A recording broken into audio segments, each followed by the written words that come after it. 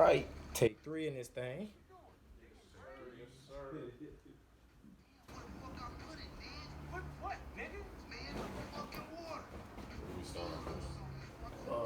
We can transition into the Did you Kanye. remember your question, or you good?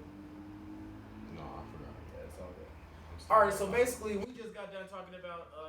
We gave a financial, a brief little history on America, the Declaration of Independence, the insignificance of July 4th, transitioned into why Michael Burry has given up his shorts on Tesla, U.S. Treasuries, and ARK.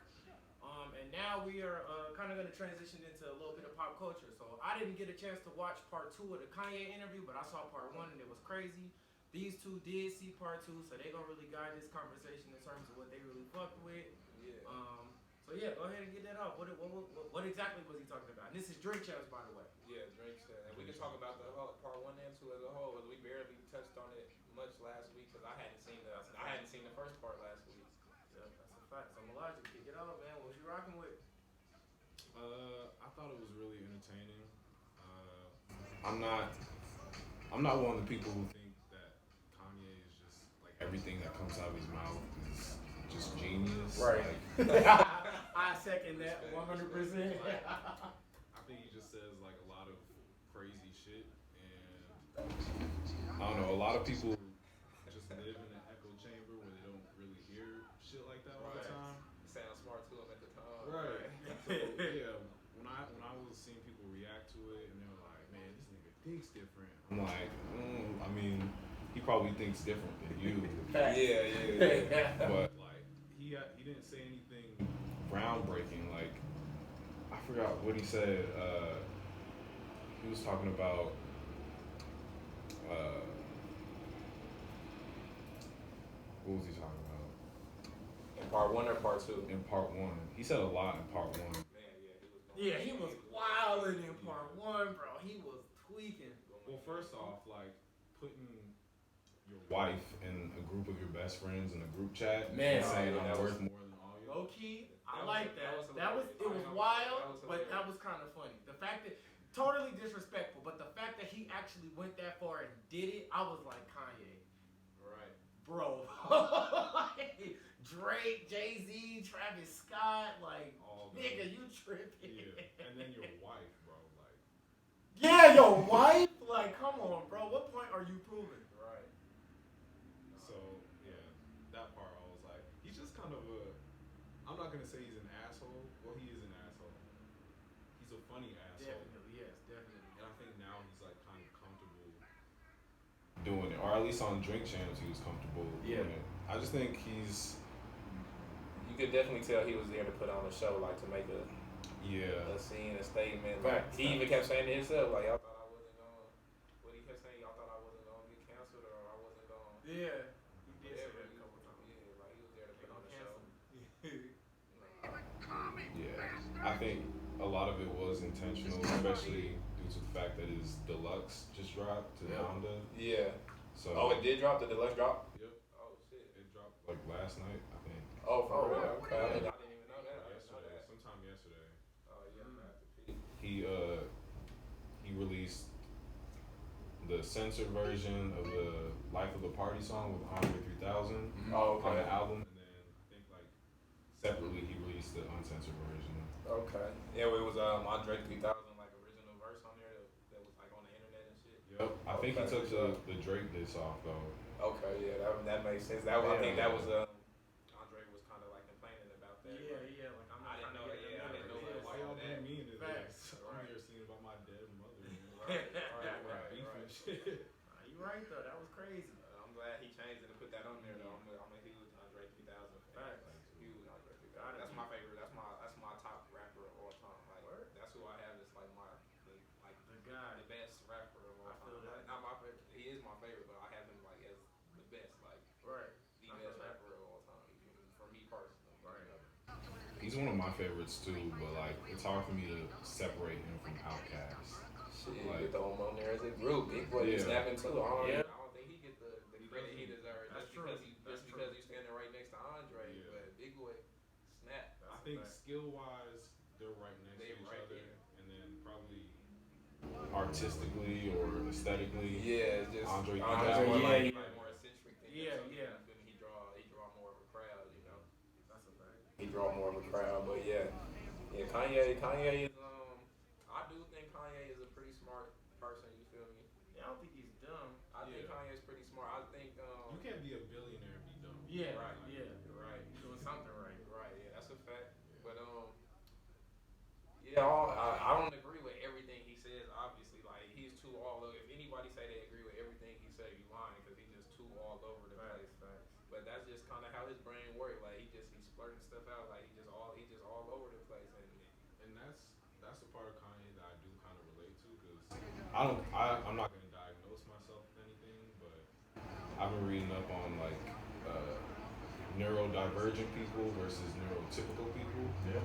And basically neurodivergent people, and this is the way I think. When I say something, my brain immediately thinks of a way to defend what I'm saying, a way to argue against what I'm saying, and a way to make a joke out of what I'm saying.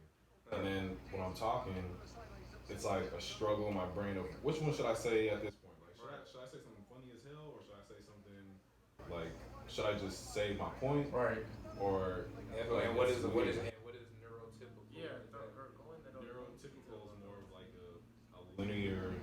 a linear thought process. Right. While neurodivergent is like more peripheral. Right. Okay, that makes sense. That's interesting. And I think that's basically what Kanye said is because neurodivergent, just because he says something and then it immediately expands to many different perspectives. Yeah, facts. And then he just can't decide on which one to stick with, so he just keeps going. Like in a platform like that where you're just drinking, you can just keep going and going and going and going and going. Just like, go ahead, my fault. No, go ahead. I was gonna say, just like piggyback off when you said he says things that could go in so many different directions.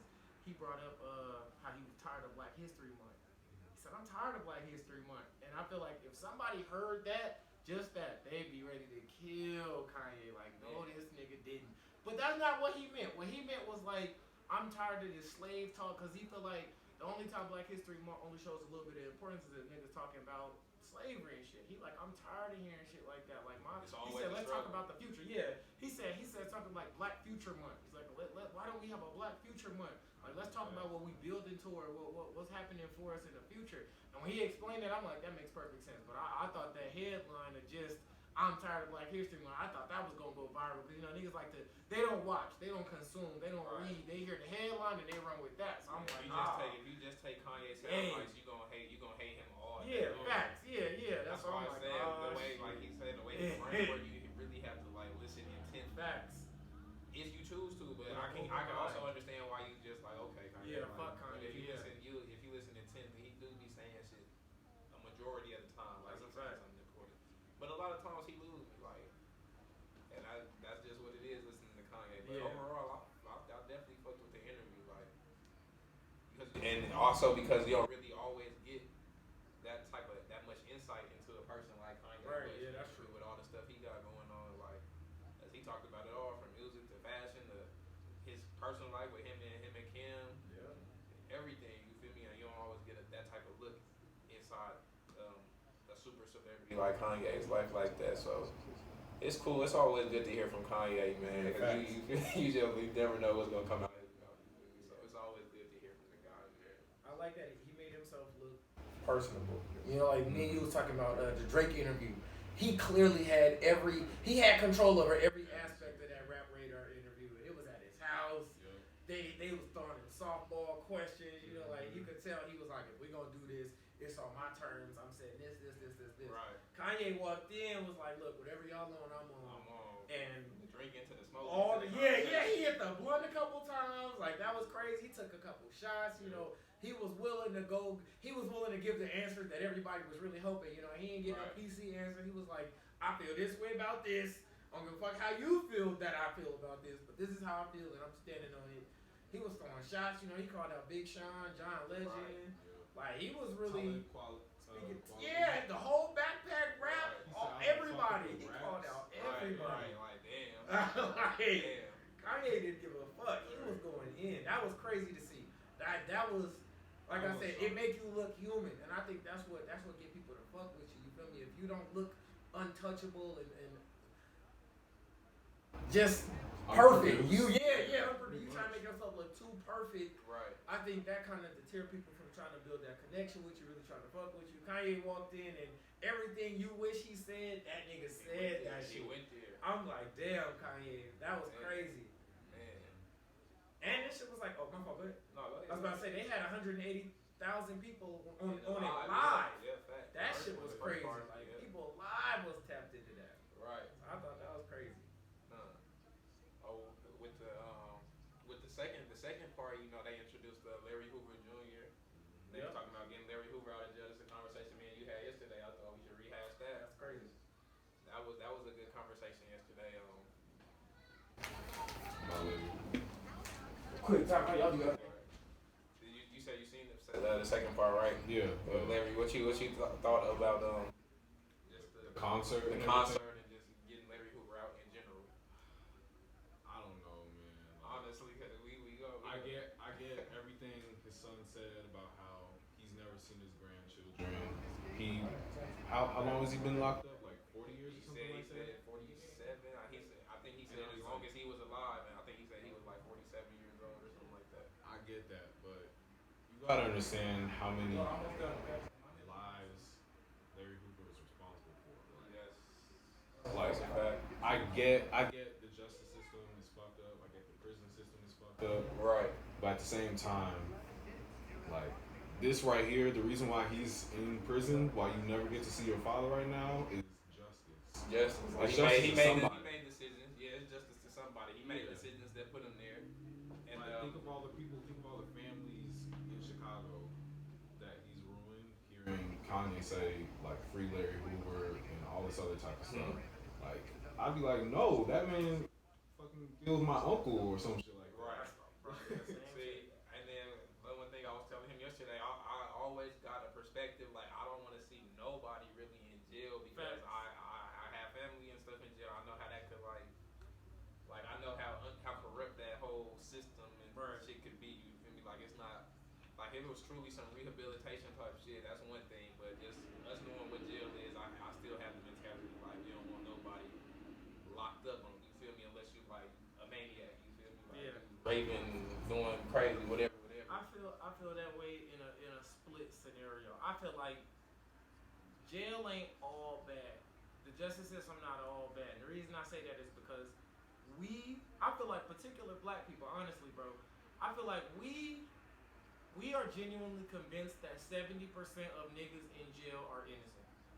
And that's not true. No, not saying you and me. I'm saying the way we kind of talk about it is like the justice system is out to get certain minorities. They do illegal shit. They do racist shit. They do discriminant shit. That's true.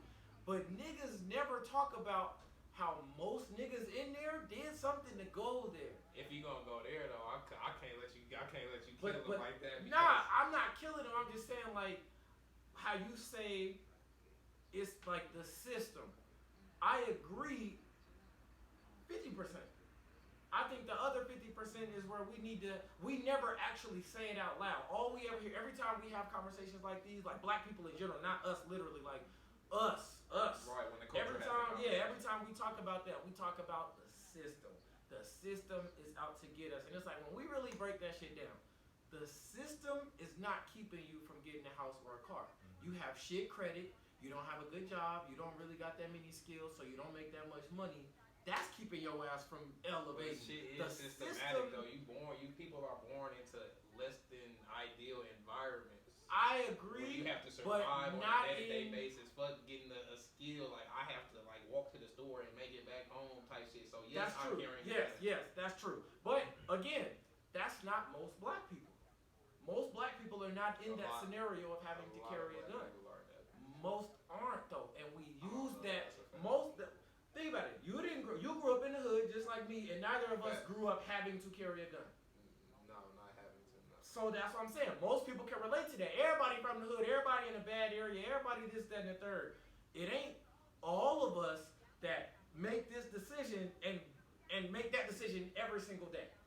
Most niggas refer to it like white people are making me do X, Y, Z, that's hindering me in life. And I feel like to some degree that might be true.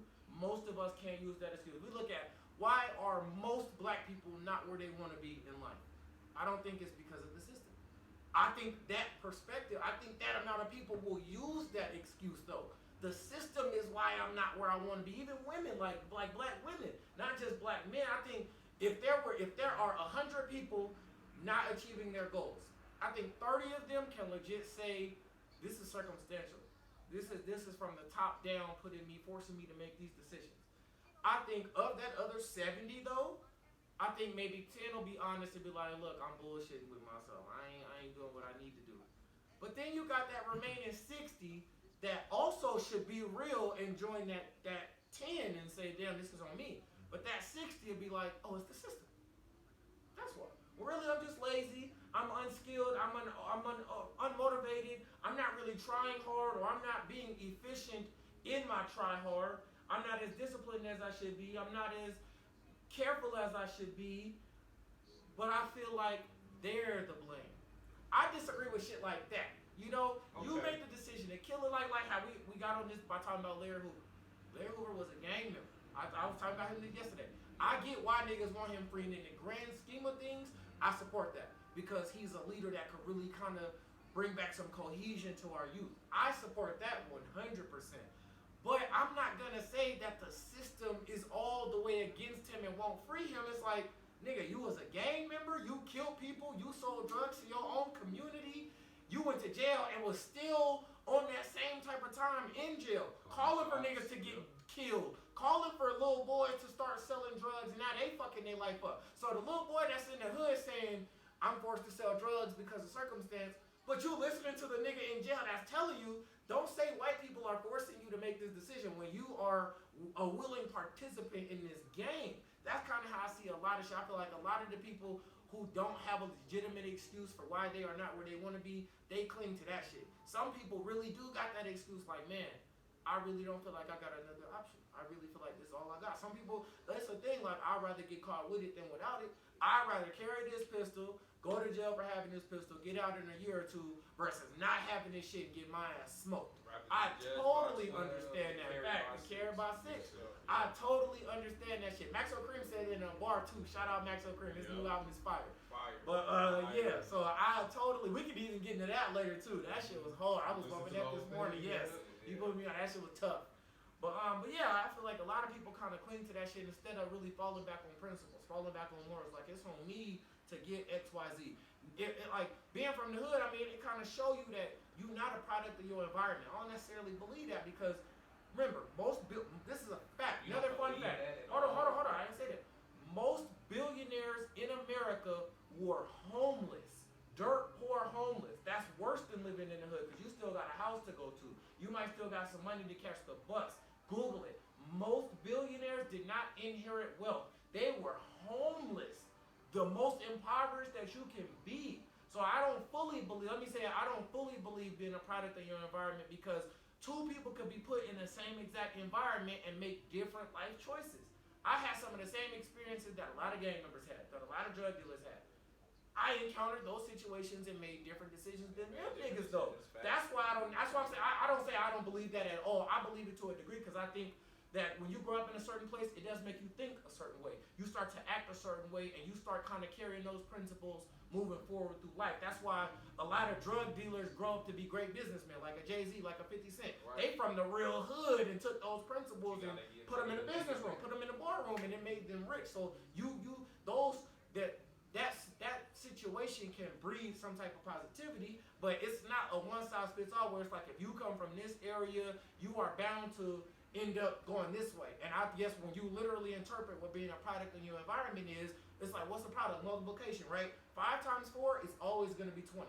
No matter what, it's always going to be that. So when we look at it from that sense, it's like that saying almost gives us like you're foretelling my destiny. If I'm in this scenario, I'm gonna be this way no matter what. And I disagree with that. Niggas from Richard Sherman is from the poorest part of fucking Compton.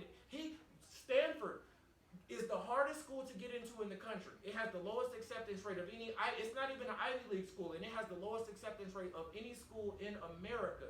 This nigga not only got into Stanford, but graduated with a 4.2 GPA. And he is from Compton, where niggas is dropping bodies every day. So it's like, don't tell me he's a product of his environment. He's not. He's a product of the choices he made in said environment. And I think we need to start saying shit like that out loud. Because, like, yeah, he is. I disagree. He is still a product of his environment. Like, my environment. To a degree. My environment. I saw all this bullshit outside my window, so I'm choosing to do this. I'm still a product of this environment because I see this is the other option. I'm gonna go hard doing this. I'm gonna go hard in school. I'm gonna go hard in sports. The same shit we was doing. We was both. Yeah, that's a fact. We was both on the west side. We both had our hands in the books and was playing sports.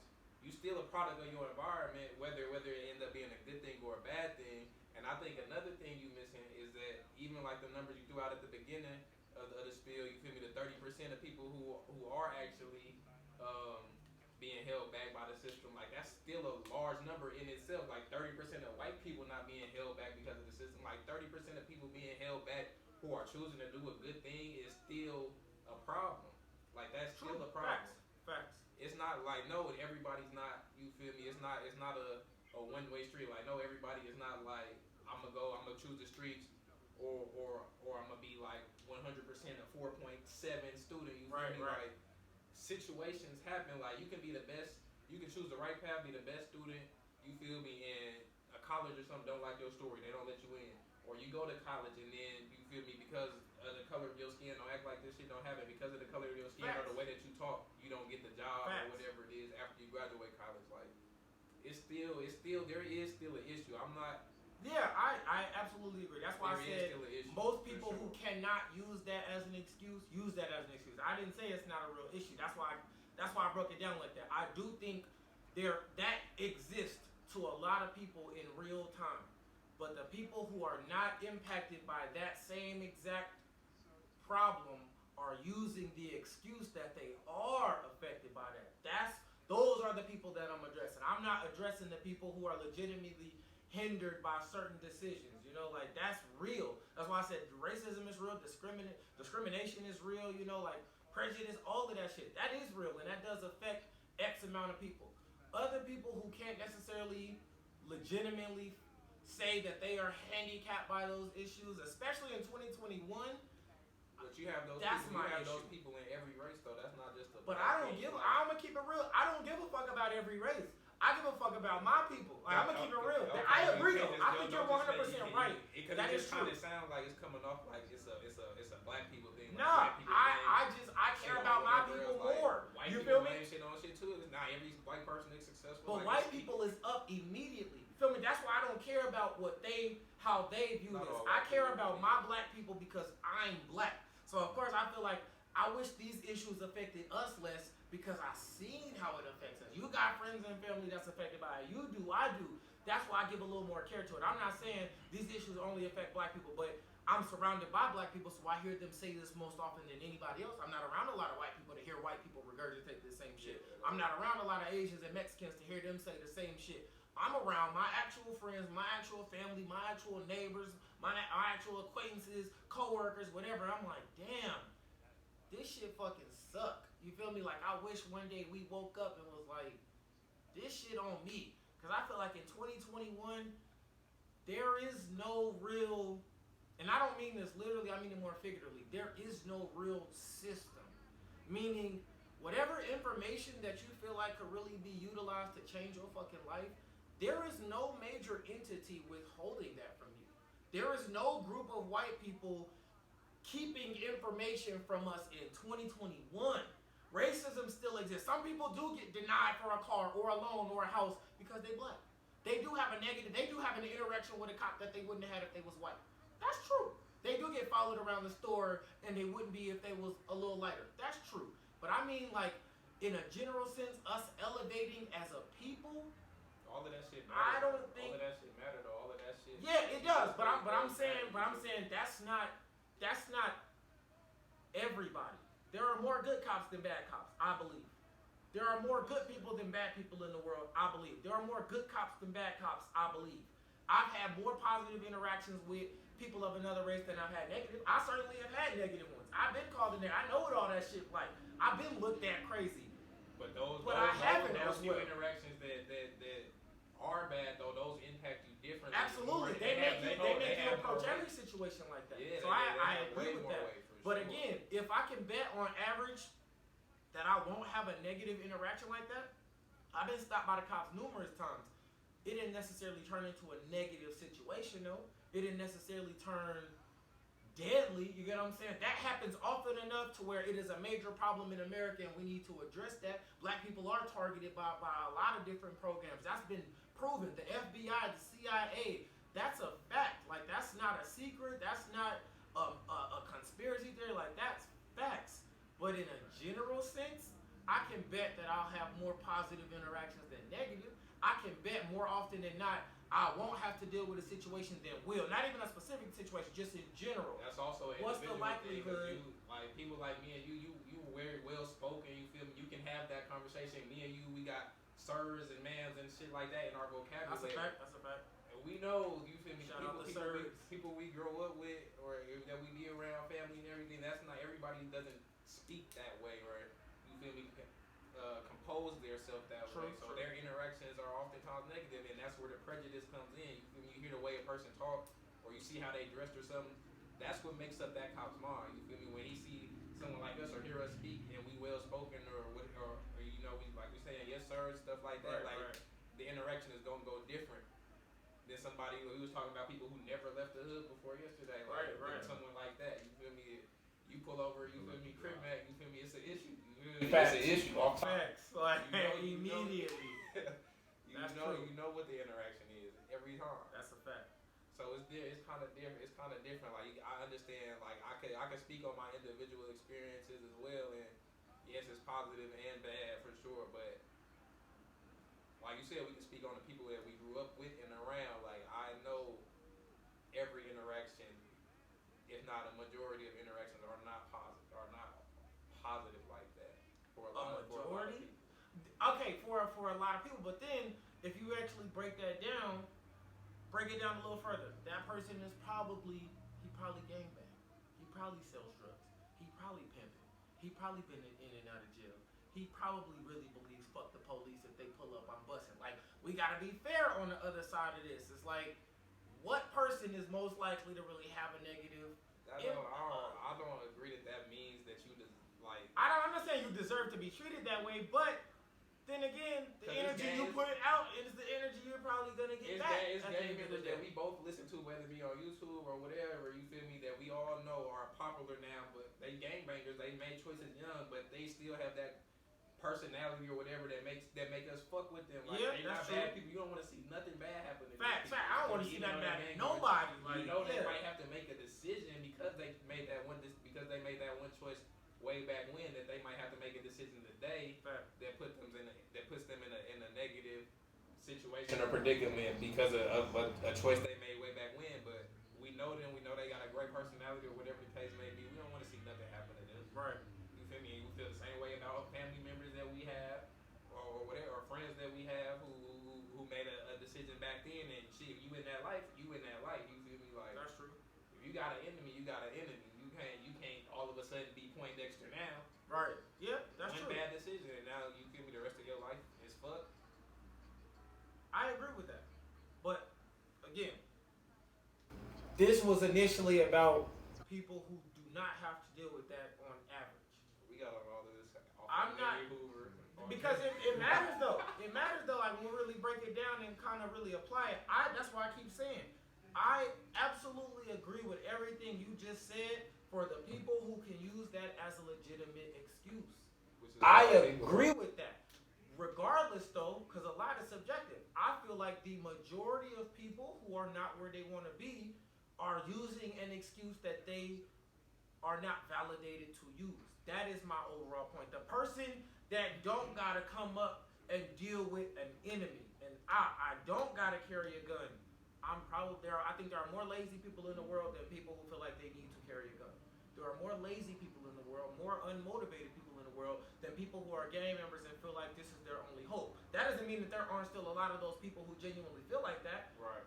But people there. More people don't look at the statistics. More people don't live in the hood than do. More people don't gangbang than do. More people don't carry drugs. Even if we broke down black people, it's still true. More black people don't carry guns and don't sell drugs than do. There are still a lot of people that made those choices, whether they felt it was out of necessity, whether they chose to, because we all know people that we got childhood friends that was completely isolated from the West Side, gangs, drugs, guns, never saw nothing, and didn't decide to start gangbanging until they was 21, 22 years old. And we can't believe it. It's like this was childhood. We've been rocking for 16 years, going on 17 fucking years. I got other homies that I've known for the same amount of time. He got homies that he's known for longer periods of time than that. I got homies that I've known for other periods of time than that. Where did you niggas go wrong to make these decisions when you didn't have? We went to school in the heart of the West Side. We have had school locked down repeatedly because niggas brought a gun to campus. A nigga that don't even go to the school has a gun that's on campus. Niggas across the street then got beat up or robbed or shot. Like, our school was always on lockdown for some bullshit. Murders happened in the vicinity of our school. You didn't have to deal with any of that. You grew up with two parents, nice house, this, that, and the third, and you felt like that was enticing, and you wanted to be a part of that. That's the type of people that I'm talking to. You don't really have that excuse for, I'm a product of my environment, I'm this, I'm that. It's like, you had everything, and you walked away from that to go toward the bullshit that we was trying so hard to get out of. Just like he said, we played sports and was in the books. So I agree with you feeling like Richard Sherman was a product of his environment because he saw what was around him and felt like that forced him to make different decisions. Yeah, I agree with that 100% because that's a great fucking point. But the nigga who didn't go through that, who was that up until a certain point in time and then decided to kind of unravel all that fucking progress and go completely negative with it, it's like, you don't have that excuse. You don't get to tell me this, that, and the third. You know, you don't get to really feel like this was all you had. Those are the type of people that I'm talking to. The average black person. I don't think the average black person isn't a gangbanger. The average black person ain't shooting a gun, ain't carrying a gun, don't got an enemy that want to kill them. The average black person ain't selling drugs. Again, more black people don't live in the hood than do. So when we break that shit down, that other part, I do. Absolutely, I do. I really don't know.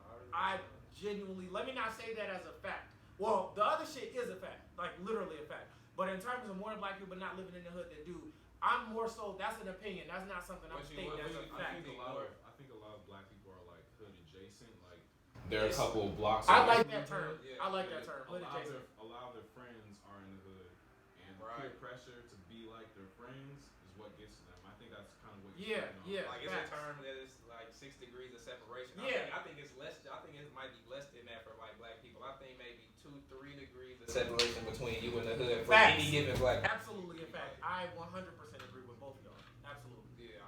So you got a cousin or somebody. Yeah, you know somebody associated. Really out that. Yeah. So I don't know. It's not too far away from people. I don't think. Yeah, I think. And then another thing is that that culture, you feel me, is contagious. Look at all the music and shit now. We just playing GTA. You feel me? Like, we just playing GTA for a good hour or two. You feel me? Like, it's glorified. So, I mean, I don't want to say that I understand people choosing to explore that, but it is like right there in your face. Like, even if you're not living on the west side or wherever you're from, like, it is still right there in your face between the music. Like, everybody, all these kids walking around gangsta, sagging their pants, all these kids in Northtown and around where I live in Atlanta, and I'm sure around here they walk around sagging, baggy clothes. They you feel me, rapping the whatever, you feel me, think they whatever, but I don't know, man. I don't know. I think it does come down to personal agency at the end of the day. Like, you do have to be accountable of whatever you do in life. Like, your decisions matter, and there's power to your decisions as well. Right. Like, no matter what circumstance you're in, like, if you're a lazy person in the hood, then you're gonna be a lazy person in the suburbs. Yeah. Right. Regardless. So that's kind of like bridging both like, opinions. like you said, it's a personality thing. That's a fact. Because even if you're not like choosing the game and shit, you go get a job at McDonald's. If you are a person who's not going to take life seriously, period, you're going to be at McDonald's tomorrow making McDoubles up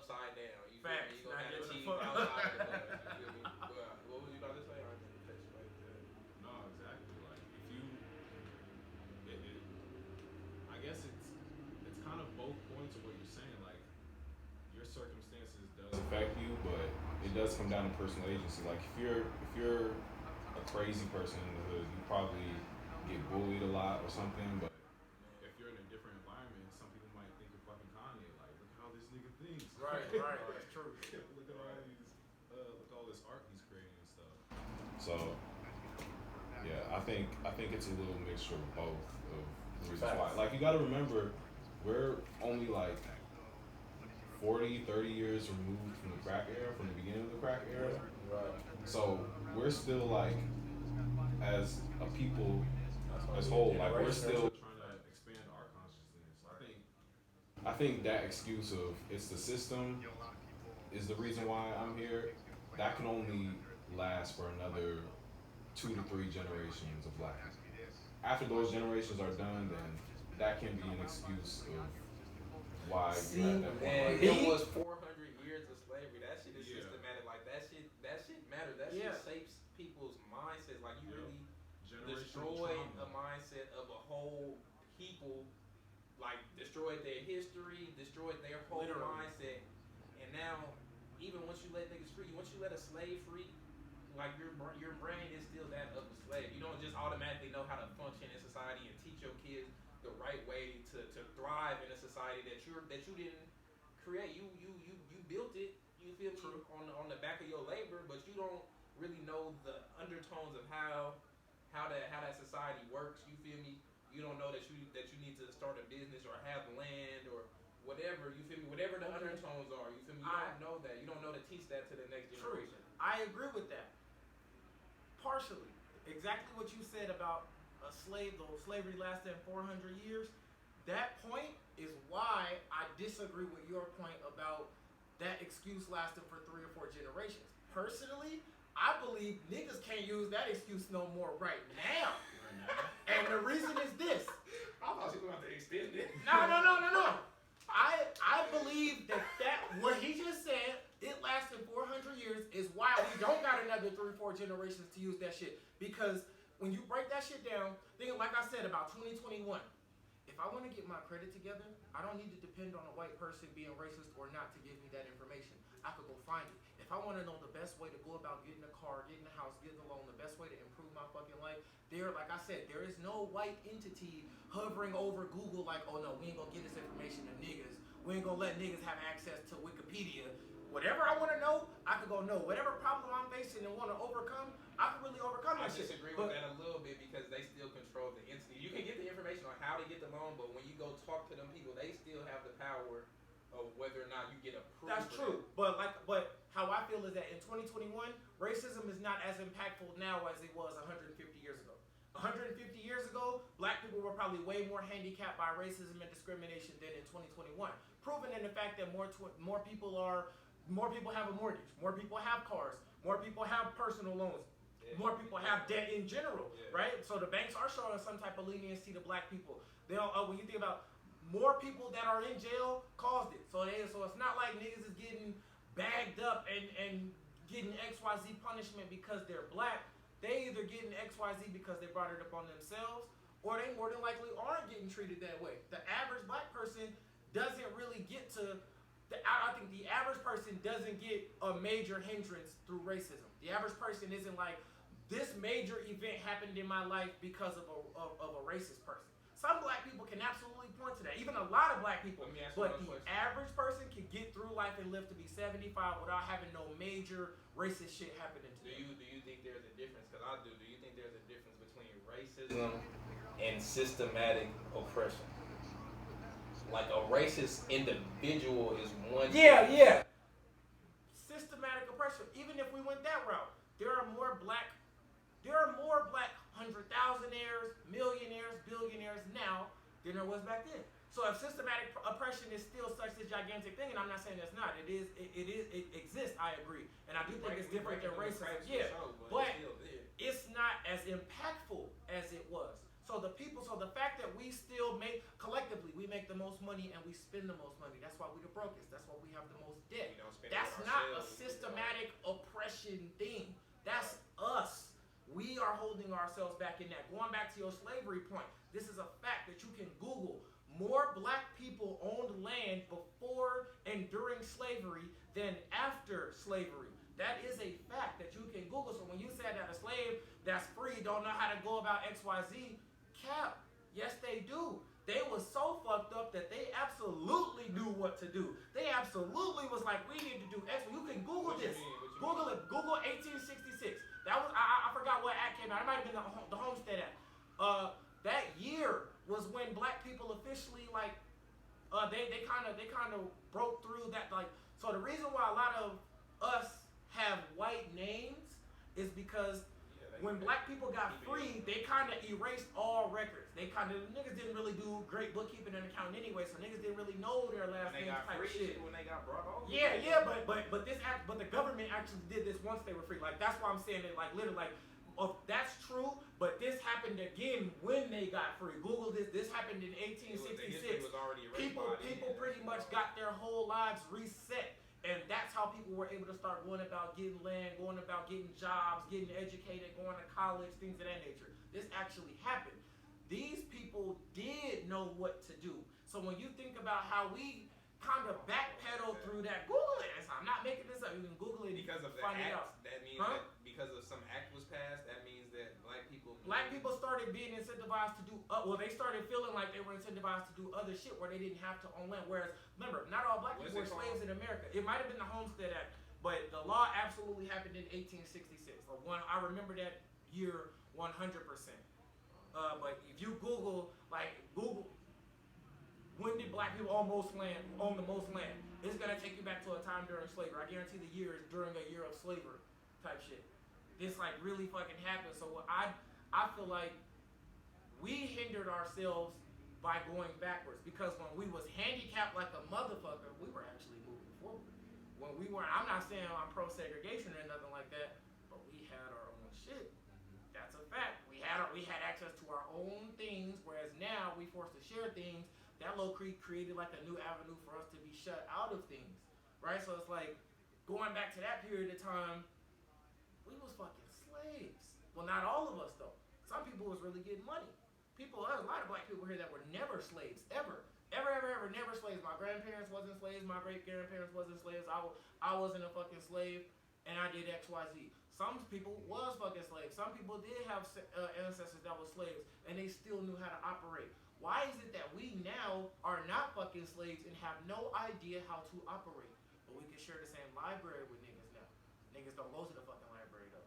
Right? You go to a library right now, go count how many black people in there versus how many white people. Go to the hood and count how many white people is in there versus how many black people.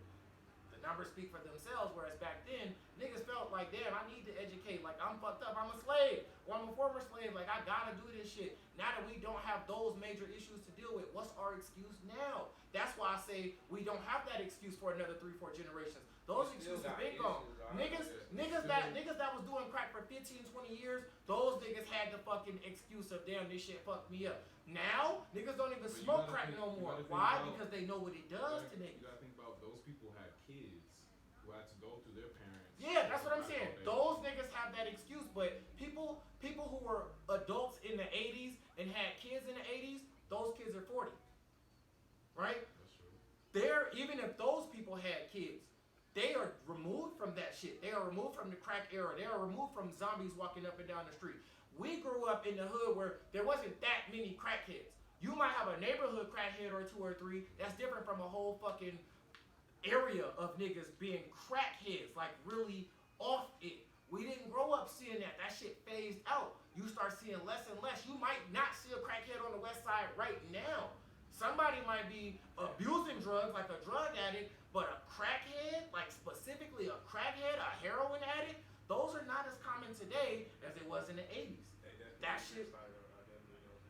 I know, they exist. They always gonna exist. As long as the drug exists, somebody gonna abuse that shit for sure. But I'm saying, at what point do niggas not have that excuse to say I'm hindered by that? I think that shit stopped already now. I don't think niggas got that excuse for the next 40 years. That shit kind of up because we are more educated on it now than ever before. There are less people doing it now than ever before. Why can't we overcome it then? If we managed to overcome it when it was the heart of an issue, we figured it out, and now that it's no longer the biggest issue fucking us up, what is our excuse now? It can't be something new. We live in the most information-free zone that we ever have in life. We live in the most money-friendly, bank-friendly, neighborhood-friendly zone now, a period of time now, than we ever have in life. What's our excuse for not being able to get it done now? When niggas really was keeping I posted about this a couple weeks ago. The FHA, the Federal Home Association, they actually had in their actual underwriting bylaws. Any underwriter is basically somebody who's I'm securing this loan. Y'all two do a deal for $100 million. I serve as the underwriter, which means I make sure the money get moved where it need to be. I'm kind of backing it up type shit. They actually had it in their bylaws. This was in the 40s and 50s. They would not guarantee any fucking mortgage in any neighborhood, even if one black person lived over there. If there was a whole neighborhood of 100 houses and 98 was white and then one was black, and then you was another white man trying to get a fucking house, they might not approve that loan just because a nigga live over there. Or if no black people live over there, they not going to approve the loan at all. That's how hoods existed. That's why we have hoods. Like, nobody ever talks about what actually created the hood, the ghetto. How did that exist? It existed through them making shit like that. We only gonna approve laws over there. It's also called redlining. That term didn't really become popular until like the 80s and 90s with like Bill Clinton and shit like that.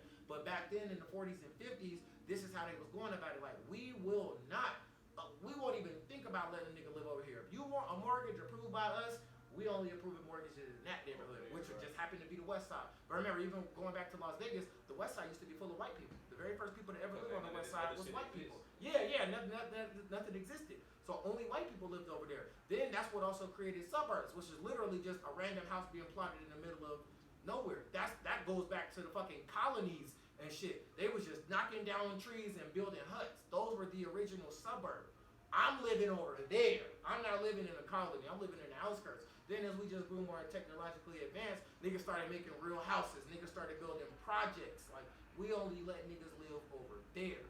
That's how hoods became Compton. I always talk about George Bush grew up in Compton. That's crazy. All white people. Then black people started moving over there. The first niggas to Crip, Raymond Washington and Tookie Williams, they lived in white neighborhoods. They were from white sides of town, went to white schools, had white neighbors, then moved to the West. Then they started cripping. Right, but where they moved to used to be white. White people moved to bigger and better places. And so it's like, now that those aren't overt issues now, what is our issue for not being where we should be? Because if, not even all of us, that's too unrealistic. If the amount of us that don't got their shit together, we'd be way further than we are now. I genuinely believe it. I think we would be so far ahead as black people now, in the future, than we are now if we really like, nigga, this on us. This is on us. Everything I need to know to really get my shit straight, I can figure that shit out. I don't think enough people think like that. Enough people feel like it's impossible because white people exist, because the Illuminati exists, because this, that, and the third. Instead of feeling like, nigga, that shit not as impactful as it was back then. Back then, yes, almost every black person is going to be fucked up by this. Today, that's not the case, and we are worse off than we were in that period of time. That shit is not normal, dog. All of that shit that happened then, whether from slavery to the KKK to everything up to now, you feel me? All of that shit is super traumatic shit. Like, all of that shit has mental repercussions that last through generations. You might not, it's shit that shit does to your brain that you can't even pinpoint exactly why you think a certain way or shit like that. But that type of shit is super traumatic to a whole race of people. Like, that shit does have resounding, you feel me, effects that do continue on to this day. Like, I get what you're saying, like, that's a very optimistic thing, like, and we do have people such as ourselves who have that mindset, but at the same time, I recognize that all of that shit is super traumatic, and like we said, we were taken from our land, we were, like, stripped of everything, like, we were literally slaves. Like, we use that term so much now that I don't think people really take the time to understand, like, what that was. You feel me? Like, you don't have a culture, you don't have history, you don't have damn near your parents, your brother, your sister. We separate y'all. Forced to live with a tribe. With a tribe, you feel me? And y'all gonna work. Right. Country. Y'all gonna work, y'all gonna get y'all ass beat, y'all gonna eat the scraps, you feel me? Just enough to keep y'all alive type shit. Like, that shit fucks up your whole mental, you feel me? agree for with that generations. too. Like I don't think that's something that's just can just disappear. You feel me? That's more of what my point was. Like the trickle down effect will last for another couple of generations, just because we're just now starting to realize, like, okay, we got to stop thinking like a slave pretty much right now.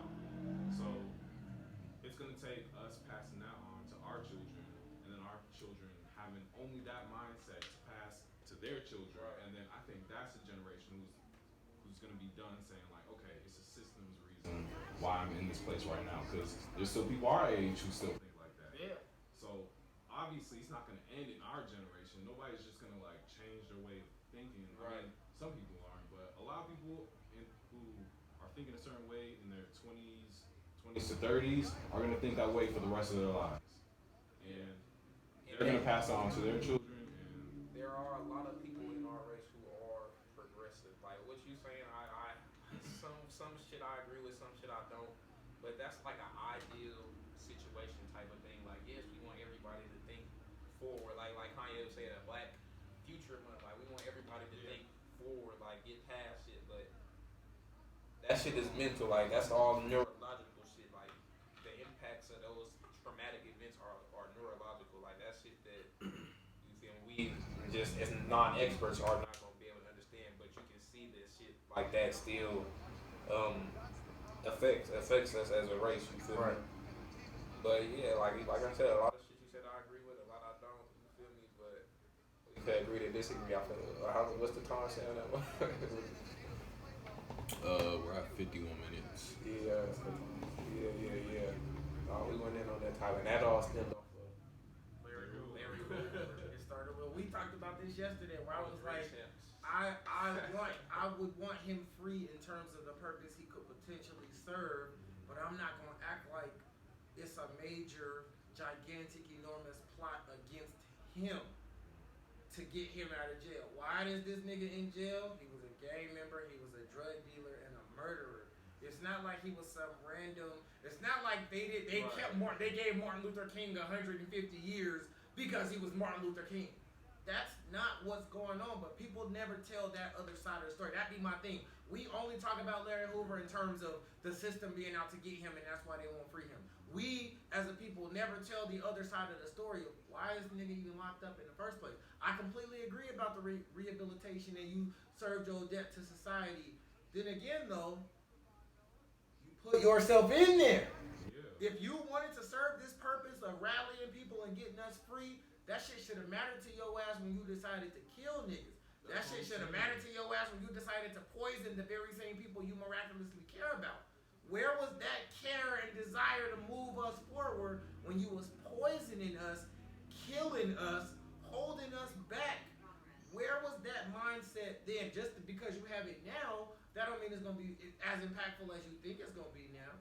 We need the niggas that think like that from start to finish type shit. You feel me? Like, those are the niggas that really get us forward. Like, I get that niggas can change, niggas can evolve, but again, I can't be mad that niggas won't free your ass when on paper you a murderer.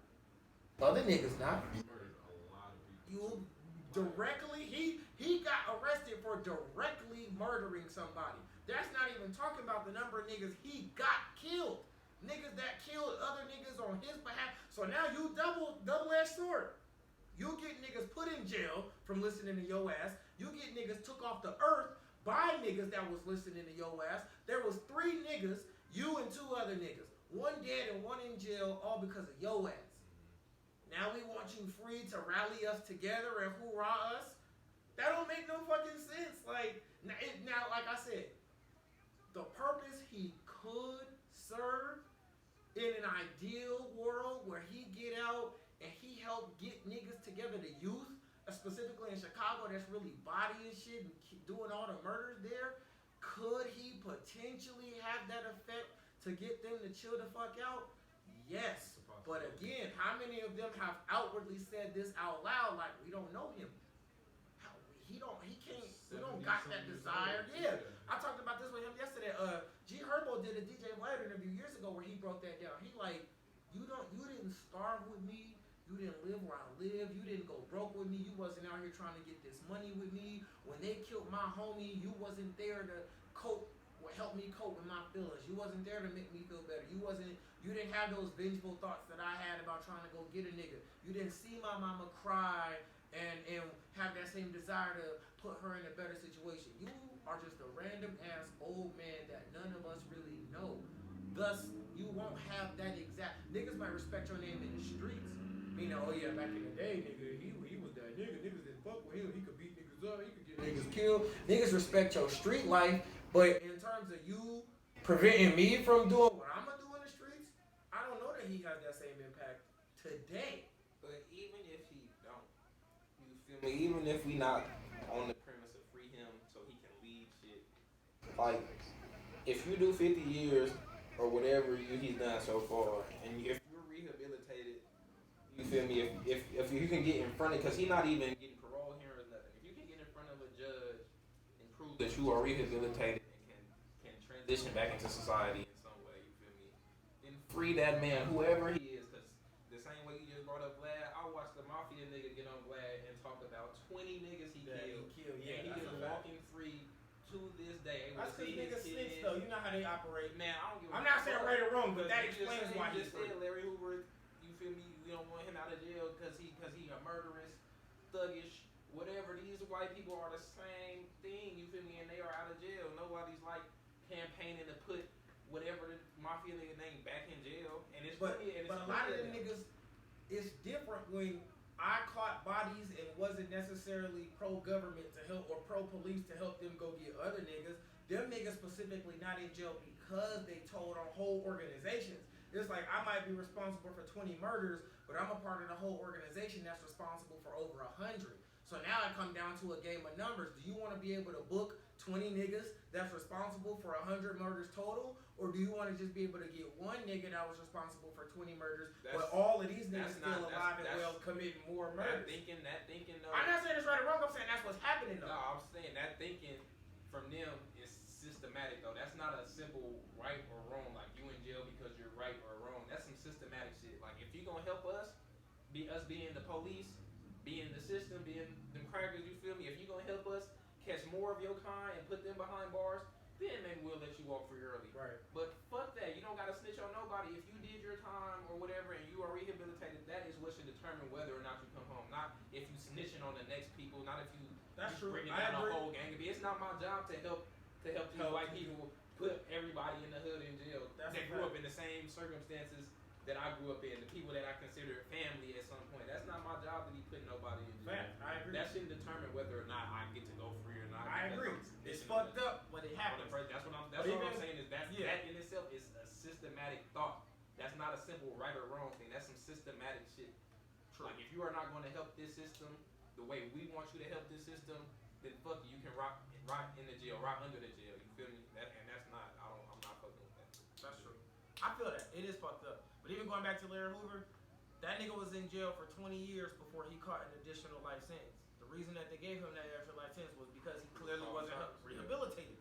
So it's like going back to that rehabilitation point, nigga. You did 20 of them. Now it's been an extra 30 now though. Niggas might not be willing to take that chance now though. You had your opportunity to rehabilitate yourself. It ain't the system's job to give you multiple chances of rehabilitating yourself. That's not in the rule book nowhere. Niggas gave you a chance to do right, and you was doing wrong the entire time you was even in jail.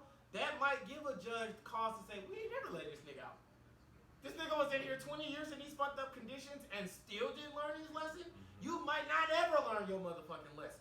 I'm not saying whether that's right or wrong. I'm saying I could totally understand why somebody would have that mentality of like, nah, we keeping this nigga here forever. We gave you 20 of them, nigga, and you still wilding the fuck out. Okay, nigga, we're gonna show you. Now they gonna make an example out of you. That's still a systematic choice of who gets. It's a personal choice as well. It's a personal choice before it's a systematic choice. Because it's I think these old ass white people who are committing crimes against society are damn near just as bad from the you know the white people who pull the strings from the Steve Bannons to all of them. Excuse me, YouTube. You feel me? Don't come after me, but you know the names. You feel me? Of those people who been convicted of shit that not only affect your neighborhood. Fuck Larry Hoover, his neighborhood in Chicago. You're affecting the whole of America. The whole of America. You are affecting individuals in every state in America by your choices. And you get a year, and then you get to go get a slap on the wrist and have probation. I can't remember what the dude's name was who got convicted, and then they let him go on house arrest. And his house arrest, he out in restaurants and shit, eating, getting photos taken of him eating with different women and different dudes having meetings and shit at restaurants and shit. This nigga is a criminal. He's damn near a traitor of the country. You feel me? If you really want to get into it, but it's a systematic choice of who's the bad guy and who's not. You feel me? So that's the only reason that's where I'm coming from with it. You feel me? I'm not gonna say I agree or disagree with what y'all saying because I do agree with what y'all saying to an extent, but you feel me? I guess I'm more woke. You feel me? Like I'm coming from more of a woke standpoint. I'm really into that type of shit. Like you feel me? Like that systematic shit. Like the things that they do, like to oppress us in ways that you might not be able to see. If you're not really truly paying attention to what's going on, if you're not truly connecting the dots and shit like that, like so, I don't know. I'm just not gonna execute a black dude when I think it's other people who are equally or worse. Fact, I agree. Yeah, so that's where I'm coming from. But yeah, I don't know if y'all want to move on or y'all want to. I mean, I could go. We can go. We can talk about whatever. Like, yeah, we can shift gears. Yeah, let's shift gears. That's That conversation, that shit could get deep. Yeah, it could get deep. Like it could keep going. Like, yeah. But I still stand on the fact that I genuinely believe most people who don't have a legitimate excuse are clinging to an illegitimate excuse. That's what I believe. That's kind of what all of this was about to kind of summarize before we move on. Like that was my point. Yeah. Most of us that are fucked up are not fucked up for this reason. But we're saying I'm fucked up for this reason. I don't think they can justify that. Okay, gotcha. And I agree. I don't think we should be making. My gentleman. I don't think we should be making excuses at all. You feel me? Like you should go as hard as you can to better your situation, no matter what. So it shouldn't be an excuse at all. So I'm never like on the side of niggas who just sitting back making excuses. But I understand that shit does actually happen. And even when that shit happens, I believe you feel me. Like if it's a systematic holding back, or you getting a loan or getting approved for land or a business or whatever, like you should still 1000% keep trucking ahead, 1000% finding different ways, different avenues. Like you gotta keep going. Shit, you gonna get rejected in life, and you gotta find different ways and avenues to get to what you want. You feel me? So I don't ever think people should be sitting back making an excuse. So I agree with him on that part. Like life presents factors everywhere you go. Yeah. So I guess everybody in the world has a legitimate excuse of to why they're in the situation they're in. Right. But it does come down to personal accountability, and you gotta. It's not the way you start the race; it's the way you finish it. The way you finish, yeah. But we can all have a million excuses. I agree. Yeah. And a lot of people don't finish the race. That's a fact. Oh yeah, I think that's cool to close out that topic. That was like some pop culture, like Drink Champs, positive shit, but we went on a whole tangent. But that was a good conversation though. I'm not mad at that. But shit, you got anything more lighthearted? Well, lighthearted. I mean, what you go now? Should we go music, sports? Did we already talk? We haven't talked about sports at all yet. No, not at all. Anything in the sports world catch your eye in the past week or so? Sports world. I don't know. What you been watching? Football? No, I'm a basketball guy. I'm a basketball guy myself, but I keep up with the football here and there. I've seen that in the last week. I seen Cam Newton got re-signed with the Panthers. I think that's dope. And OBJ getting released. You feel me? Being able to go free to the LA Rams. Curious to see how that's gonna work out. So that's a couple things I've seen in the football world for sure that was interesting. I think that officially makes the Rams a contender. Yeah. I already thought they were a contender, but like that really solidified the fact that you can tell if a front office signs a player like that. Yeah. At this point in the season, it's like, yeah, we trying to win a championship decision. Like that's not just some whatever and get through the season. Right. Like that's when we trying to win, and he can help us win. Like they only lost what 2 games so far this year, I think, something Yeah. like that. No more than 3. I want to say 2 games. Like y'all rolling as it is, so bringing a person like Odell into the fold, you feel me? Like that's definitely like a championship. They brought Odell, and then they brought what's his name from the Broncos? Who was that? The defensive On end. defense, Yeah. not Von Miller. Von Miller. Yeah. Okay, Yeah. Okay. Yeah. So now their defense is set. They got to upgrade out wide receiver. They already had a receiver breaking records. Right. And Cooper Cup, like, and they got Matt Stafford. Like, Yeah, they look like. balling. I think I'm not into conspiracies, but I do believe the fact that the Super Bowl is going to be in Los Angeles this year, and the lineup they got this year as well. They got I seen the halftime show and shit. Like, yeah, I seen that. That is, yeah, okay. Dr. That makes Dre, sense. Kendrick. And so the LA Rams being in the Super Bowl. Yeah, okay. No, I'll see. That's interesting. I never thought about that. Like, I'm a conspiracy guy. Like, you feel me? So I definitely think that's something. It's something to that. That definitely makes sense. Yeah, I think they definitely solidified a spot in the Super Bowl, but it's just a matter of who's going to go against them. Right. Yeah, that's another thing. 'Cause like you said, it's the middle of the season. You don't bring,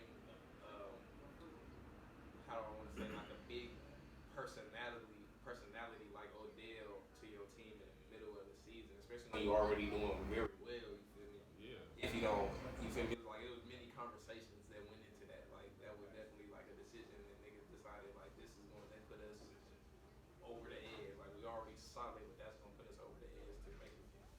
All that I definitely agree with that for sure. How you feel about Cam back on the Panthers? I love it, especially the fact that 10 years ago was his debut against the Cardinals, which he won. 10 years later, he's playing again in the Carolina Blue. That's dope. He had a good debut over the weekend. Like he had a good debut. I didn't see the game, but I saw like the highlights and shit. Like he had like 2 touchdowns on like his first 2 plays, and then that's all. Yeah, I'm happy for him. That's what he supposed to do, man. There's no reason Cam Newton should be like not on any team in the league at all. On any team? Ridiculous as a backup, you feel me? At the league, like that's ridiculous. That's super ridiculous. Yeah. Now I don't think they're gonna be a threat, but I'm still shit, happy the for Rams him. playing right now? I didn't realize that. Rams versus Niners. Okay. Yeah, okay, I didn't realize that. No, that's dope. Yeah. But we can move to basketball if you want. Oh yeah. What's going on there? Man, like news-wise, Let's talk about the Warriors. the Warriors amazing. Warriors look so good. It's ridiculous, and they still without Clay and James Wiseman. They started center James Wiseman and Klay Thompson are still like awaiting to return. You feel me? Like that's gonna be a super duper problem. Like they already damn near unstoppable out here. I think they lost 2 games now at this point, but they looking unstoppable. Steph Curry, man, ridiculous. One of the top Being Steph 3 Curry players still. in the league for sure. I want to say top 2 for me personally. That's a conversation we was having. I got KD and Steph 1 and 2. However you wanna split them up, but I got KD and Curry definitely 1 and 2 as them niggas in the league right now for sure. The Warriors are a problem. You got Draymond not looking like completely himself, but he's looking like a better version. He's still doing what he's supposed to do. He know his Yeah. role. You feel me? Like that's the thing Exactly. about Draymond. He know his role. He's a role player to the fullest.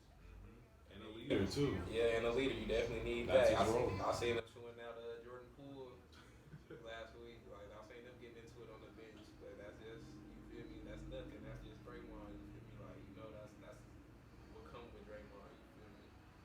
But yeah, and then they got all the They got Gary Payton, Gary Jr. Payton, yeah, dunking on people Yeah. every game. You Dunking got on people every Andrew game. Wiggins looking like how he's Man. supposed to look. another dude who like I damn near hesitate to call him a role player, but on this team with Steph Curry like that, you are kind of a role player, but you are doing it.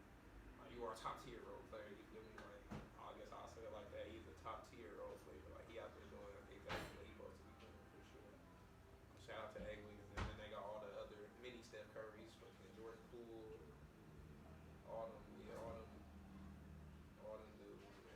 center, like I don't know his name. It's like the European guy. Bielisa. Yeah, he looks good too. He out He there supposed shooting to do threes. Like, what he's supposed to do, and that's naturally your backup center.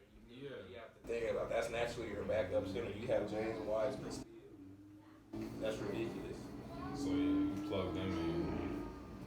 Yeah, we was talking about in general how like the league is just like super fun to watch this year. Like it's way like it's every team, whether their record is show like it's great or not. Like every team has something that you feel you want to tune in for. Like the Rockets, they're the worst. They the worst team in the league, but Jaylen Brown and Kevin Porter Jr. over here putting on a show every fucking night. Like Christian Wood, like they putting on a show every night. Like they losing, but that shit still must see TV. You feel me? Yeah, they're going out swinging. Right. Sure. Oh yeah, it's probably only a couple teams. You feel me? That's like not really. You feel me? Like The Wizards are surprisingly. the Wizards are performing. Like it's ridiculous. The Wizards, man. The Bulls is my favorite team. Oh man, I like watching the Bulls. Like not my favorite team. Obviously, I'm a Lakers fan, but like they like my like how would I say like Favorite to watch right now. favorite to watch. You feel me? My sleeper pick. I agree. They got the GOAT, Alex Caruso. Man. I was telling him yesterday, man. I was watching they game and the announcers didn't see him talking about Caruso and shit. I'm like, man, that's our shit. That's our Right. Lakers shit. Like, oh, I don't want to hear that, man. Like, I think Caruso is the Laker, man. He's a Laker. I'm so mad they let him go, bro. That shit. They don't want to pay him. It's hard watching him play for another team, man. Yeah, he said something like that today. Like, if they would have countered him with like a 2-year, $20 million deal, then he would have came back. Like, he wasn't tripping on the money too much. But yeah, it hurt watching Alex Caruso play for another team. I'm not gonna lie. I'll be getting in my feelings. Man, He's all He's playing with like a chip on his shoulder now. Yeah. Like, he already played like that before, but now he's over here diving on balls. Like That's game why 3 you of the feel me? season. That's why I said like I want to hear y'all first. What's y'all prediction tonight? Lakers and the Bulls match tonight. What you got winning? go ahead. I think is Braun still out? Yeah, Brown's still out. Yeah, we might lose. Yeah, so you got Chicago. Who you got winning? Damn. Both teams on the second night of a back-to-back. Yeah. Bulls played the Clippers yesterday. We played the Spurs yesterday. Both teams won. We both won. Was the Bulls at home? No, they played at Staples Center. They Okay, played so- at Staples Center again. Because I just think the fact that the Bulls are still like a really young team, and we're obviously an older team, so there's like we don't have Take out the conditioning to stay right. Like they got too much energy to keep up with, and it's like still being in the season, we won't care to like try to keep up with them. We're just gonna try to play our own game, and if it works, it works, and if it doesn't, then If I had to pick a team, I would say the Bulls might win tonight, but I think the Lakers definitely need to win tonight. This is our last like 12 of our first 15 Was that games home? we're at home. This is the last home game of that 12. You feel me? And then we got a 5-game road trip after tonight. So I think we definitely need to win. Because while we have started winning in general, we still haven't looked like the team that we need to Not be. So close. on the road, you feel me, it's a more of a challenge. Obviously, you traveling and shit like that. Right. Carmelo Anthony, you feel me, he been killing, but all the games he be killing be at home. Like the road games we've had so far, his numbers dropped significantly. So I think we definitely need to win tonight. But man, the Bulls is a young team. The That's Bulls, been, guys, they got what, the best record in the league, or in one the East? One of them, I think one or two. I think the Wizards actually have the best record in the East Yeah, I right think now. so. That's I think crazy. so. Regular season killers, man. The Bulls, the Wizards. Yeah, I think I'd have to go with the Bulls if I had to pick. Like, I feel like I wouldn't be shocked if the Lakers won this game. I would not be shocked if they lost by 20. You know, like, I Like can you said, totally that's see what that. Alex Like, Caruso and probably Lonzo too. He's got a chip on their shoulder. Yeah. DeMar DeRozan maybe. Mark He was DeRozan is supposed to averaging 25 in his Exactly. peak He was supposed to come to the MVP. Lakers. You feel me? We didn't end up making that move. Like they all could be playing with like some extra. Man, We the Lakers anyway, so niggas already play the Lakers with that extra gear. So I don't know. We don't need to add no fuel to the fire. Shit. Why did we not get DeMar DeRozan? Yeah, we could have got anybody.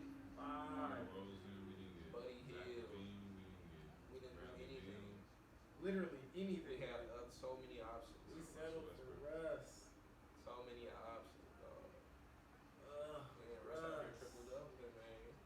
you heard AD throw that jab at him though. He said we need scoring and playmaking. We need shooting. Yeah. He said we don't need triple double machines. He actually said that. He said that. In the what? Like in a post game interview. Yep. He said that. Yeah. That was before last game. Before this Spurs game. That's why niggas feel like he came out and got 30. It was like you running your mouth. You better prove. You better show up and do something because you kind of just threw your teammate under the bus type shit. Yeah, he said that. He said that. Crazy. That's kind of crazy. And you know, Russ kind of sensitive. Yeah. Like. Yeah, AD was right though. I'm gonna keep it real. AD was right. The Lakers, everything about Russ's game, the Lakers did not need. That's why I couldn't believe they went and got him. It's like everything, every pro or con you can name about his game, the Lakers didn't need. Not one. He doesn't have that leadership quality in terms of a galvanizer. He's a good teammate, probably a fun teammate, but a galvanizer, we've never seen him to be that. Plus we got Bron and we got Rondo. We don't need that. You are turnover prone out the ass. Russ is averaging the second most turnovers of his career right now. And he's leading the league in turnovers. Again. I think he got 76 turnovers so far Already. this year. The second is obviously James Harden, and he got like 68. Yeah, that is ridiculous. Like already. Come on now. And then we think about you can't shoot like that. Like those problems are minute when we start thinking about you can't shoot. Ooh. Yeah, but he can't shoot. We needed shooting. We need 3-point shooting specifically. I get that they got a bunch of role players that can shoot, but Russ is a starter. So his inability to shoot is always going to outweigh the bench's ability to shoot because he's going to get the most minutes. He's going to get more shots than probably 2 or 3 niggas on the bench combined at one time. You know, like him by himself, he's going to shoot 15 to 17, 18 shots. He's going to make 4 or 5 of them. That's a problem. We shouldn't be able to pencil that in. I'm a pencil in, you're going to shoot 40%. You're going to probably have equal amount of turnovers as you do rebounds or assists, which kind of cancels that out because a turnover is a loss of a possession. You know what I'm saying? So if you score on a possession and you get the assist, well, you turn the ball over too, which took away our ability to score. So that kind of cancels that out. That's why the Lakers are so low in assist to turnover ratio. Yeah. We pass the ball like in assists by themselves. We like top 50% in assists. But we get so many fucking turnovers that it's like those assists down there don't even matter because y'all giving the other team opportunities to score the damn ball. So it was like one step forward, two steps back type shit. Like we just can never move forward. I always tell him we have one good play and then 3 bad plays. One good play, 3 bad plays. The Lakers last night, whoever watched the game, the Lakers offense is clicking. They look like a team that's absolutely getting it together. The problem is now, I say 60-40 defense. Every time we hit a wide open 3, we gave up a wide open 3. Every time we got a dunk, we gave up a wide open dunk. Every time we hit a shot or a contested shot, we gave up a wide open basket. Every single time. Every single time. It's like we finally are figuring it out on one side of the ball, but we giving these points up on the other side. That game should have been close. The Lakers was up by almost 20 yesterday. They won by like 6. That's why I take all our wins with like a grain of salt because, you know, like you just said, we giving up too many points. We turn the ball over too much, and we are a championship-minded franchise. So we not thinking about whoever in front of us that night. Like you can't play like this against the Warriors because you're not just gonna flat out outscore the Warriors not playing defense. Right. You feel me? You're not gonna flat out outscore Kevin Durant if you're not playing any defense. Y'all not going shot for shot. He's gonna make more. He's gonna be more efficient. He's gonna, you feel me, outscore whoever. You feel me? So yeah, we thinking championship. Like, who are we going to be seeing at the end of the year? You feel me? That's why we need to get shit right now. You feel me? Like, yes, we want to just get the win, but at the same time, we want to play well and get the win. Right. So yeah, I'm taking the win to the grain of salt. Sad. Yo, deal, man, with the pink here. Yeah, man. So I don't know, man. But the last game we played though, with THT being back, I think it was a good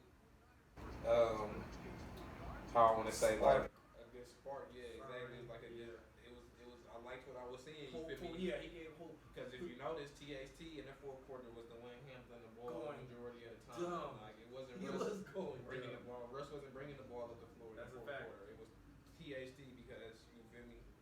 know THC gonna take care of the ball. At the bare minimum, he not gonna give the ball away on his way up the court. Right. Russell Westbrook's turnovers are just like so egregious. Like they are the worst turnovers. Like they look so terrible. The unforced. What game did we lose because he had a complete unforced turnover? This was like 3 or 4 games ago. Yeah, he ran down the court by himself and just dribbled the ball too high, bounced off of him and went out of bounds. Other way. Bro, in the closing seconds of the game, we just got to stop, come the other way, and he's smoking.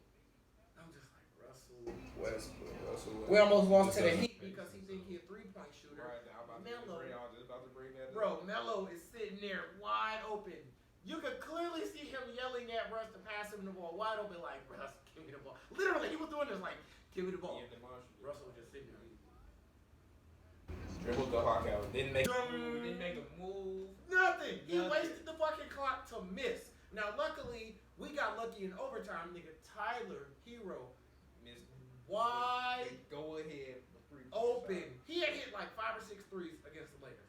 He was literally wide open. They passed him the ball cross court from half court to half court. They took the ball out on the sideline. He fumbled the ball, and that's kind of probably what threw his shot off. If he had just clean caught it, we would have lost. Dropped the ball. Yeah, even when he dropped it, he was able to get wide open, drop the ball, pick it back up, dribble, and he was wide open this entire time. Nobody contested this shot. Nobody jumped late. Nobody kicked a foot out. Everybody was just standing there looking at him wide open with the ball. He was wide open. Caught the ball, shot a clean 3, and just missed. Lakers got lucky that they won in OT. I'm sitting here like, oh my God. Oh my God. Like, hey, Russell Westbrook, you think you're a three-point shooter? We got Melo wide open, begging for the ball. Russell is right next to you. You can't say you don't see him. He's right next to you. You don't see him. It's not a hard pass to make. He's right next to you. He's just confident in his ability to shoot this 3. He's just not the best decision maker. Yeah, not at all. And that's why he decided that he was going to take a shot as a facts. The shooter. And it's not. We didn't even need it. Right, like this was going for the game. Russell just cause showed up to the basket. If you want to be the guy to take that last attempt, like go to the basket, do what your best. Yeah. Dunk the ball. Don't show shoot me that your motherfucker off the backboard from mid range. Facts. Do something, but don't shoot that broke ass 3. Crazy ass 3-pointer. Nearly lost because we lost literally like 2 or 3 games exclusively because of Russ already. Right. That's crazy. Like, hey, damn. Obviously, we are Laker fans. You feel me? So. I always say I'm a mercenary. He's a Bron. They know where my heart lies. It's number 23 I'm around a this Laker motherfucker. organization. Yeah, they are OG Laker fans. I am a mercenary. We go, we win, we leave. But it all happens to be the Lakers right now. Right. I'm Team Laker until his contract is up. That kind of dominates the sport. Facts. The sports talk. There's gonna be a lot of Laker talk. That's just gonna be what it is. Facts. We have been deep into this podcast. If like, and y'all got any like tidbits on like adulthood, parenthood type of things, anything, whether it just be a comment, an observation, something you went through in life or with parenting this week. Yeah, so just to recap, last week we talked about, for this part of the segment, we talked about really trying to appreciate every single day. You know, the title of the last episode was actually, we prepare our kids for a day that we ourselves will never be prepared for. And basically what we talked about was, you know, we spend all this time trying to make kids independent, trying to make them grow up, trying to teach them to be good young adults. But then when they become that young adult, we aren't necessarily appreciating their youth. And we wish that they could go back to that time, and we aren't necessarily prepared for the day they don't need us, even though we spent all this time preparing them for the day they don't need us. I want my kid to be independent. I want my kid to be self-reliant. But the day she comes up to me and says, Dad, I don't need you to do this no more. I got it. I was like, this gonna break my heart. I'm so used to doing everything for you. I'm teaching you how to do it yourself. I'm showing you how to do it yourself. And then the day you don't need me anymore, I'm gonna be conflicted. Because on one hand, I raised you to get to this point, and on the other hand, I'm like, damn, my kid don't need me no more. And that whole mindset like that certainly fucks us up as parents. So today, what's that? No, I was just saying, yeah, we did like a whole long segment on that, so definitely go check out the last episode for in-depth listening into that conversation. Definitely check out the previous episode. That was a dope conversation for sure. But what was you saying? Get into this week. But yeah, but get into this week. I probably would pass it off to one of y'all to just start. We aren't obviously we don't necessarily need to spend too much time on parenthood, and that's not necessarily what it's about. It's kind of just us as adults, especially us being men, us being black men. You know, like just what have you learned throughout life as you embark on your journey? You know, we all got different aspirations and endeavors and shit like that. What has life really taught you as we get to this point? You know, me like as a parent, I already reflected on that. But I feel like this week I'll probably reflect on we'll probably stick to manhood. Well, me specifically, because I can talk about both, you know, parenthood, manhood. I'll probably stick to just the manhood or just adulthood in general, not even as a man, as a human being. You know what I'm saying? Just living in America, trying to come up in this world. Reflect on important decisions in your life that you've made or wish you made type shit. Yeah, I guess I'd say right now I'm kind of trying to understand how my mindset manifests things. Yep. Like going back to the discussion we had earlier about circumstances. The change in how you deal with those circumstances starts with your mindset. You have to have like a growth mindset with everything. And like just this past week, I had like a really stressful week at work. And after reflecting on the week, I kind of figured that it was kind of my mindset going into the week. My first day at work was like already off. My energy was low, Right. and that carried on through the entire week up until the last day.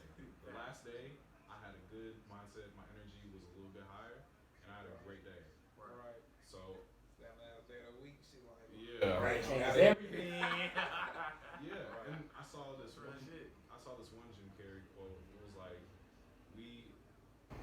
on Fridays we celebrate the fact that we get 2 days to get drunk and forget what we did the past 5 days ago. Right.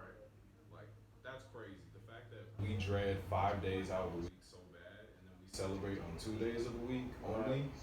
And when you think about how limited time is in life, whether it's your average life expectancy or the fact that the past few years taught us that at any moment we can just go. Right. All the people we lost in the past couple of years, like any minute we can go, and we spend 5 days out of the week pretty much hating life. Right. That's crazy. That's facts. Yeah, no, that's real shit right Yeah, that's real shit. That's deep. You know, they really make you put shit in perspective. Like, damn, you really gotta chase your dreams. Like, you really gotta do what you love to do. The people that love to do, that do what they love to do, they feel like they're not even at work. Yeah. Like, this ain't work. It's Like, my dream. It's a passion. And you really have to learn how to remain present. Yeah. Like anxiety comes from the fact of overthinking the future, and depression comes from the fact of overthinking the past. So I feel like peace is really achieved by being present. Like, what am I doing right now? Right. Am I enjoying what I'm doing right now? How can I enjoy what I'm doing right now? That was a bar right there. Facts. I like that. That was tight. That's gonna be the title of this next podcast. That's a fact. Timestamp that. What time is this? 1:30, 1:29. 1:29. Yeah, that's gonna be the title of the podcast. 129. 22 to be exact. Yeah, right. I like that.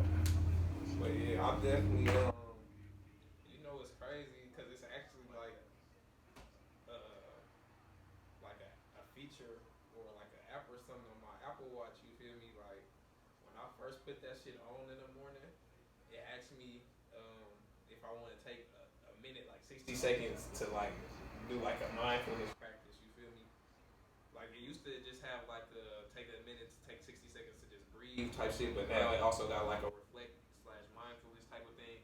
So I started doing that shit last week, like every morning. You feel me? Before I start trading or whatever in the morning, like I really take 60 seconds, like and have a moment of mindfulness, like reflect on what I need to be doing, what I should be doing, any negative thoughts that may be in your mind or something, like flush your nose out and shit. And I swear to God, that shit like truthfully helps you. Feel me? Like it really focuses you and makes you like have a positive outlook on whatever you about to do or whatever you get into to start the day. You feel me? Like, that's definitely something I fuck with in general. Is just the mindfulness thing. You feel me? Like it's something new that I'm getting into for sure. But I definitely fuck with it so far. Cause I ain't never been into.